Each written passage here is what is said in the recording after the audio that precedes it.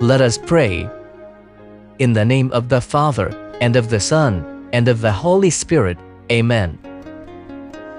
Lord, be with me during all my Lent prayers journey.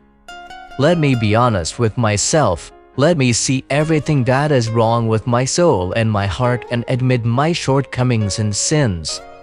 Lord, show me what I should change in my life, and please fill my heart with patience, gratitude, and peace.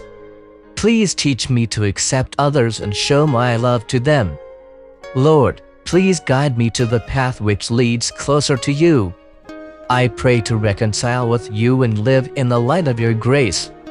Heavenly Father, please give me the strength to keep my promises and to get closer to you through my Lent prayers and good works.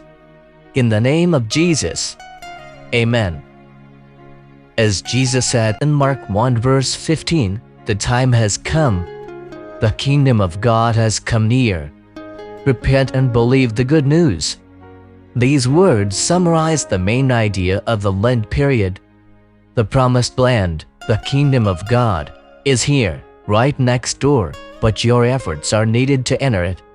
So, let's make a small step towards our Lord, who stretched out his arms on the cross to save us and who still waits for us with open arms and heart. Let's make Lent prayers be our small gift to the Lord, other people, and ourselves. Glory be to the Father, and to the Son, and to the Holy Spirit, as it was in the beginning, is now, and ever shall be, world without end. Amen.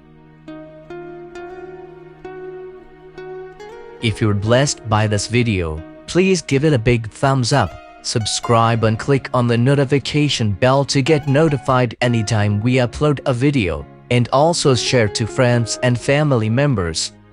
God bless you.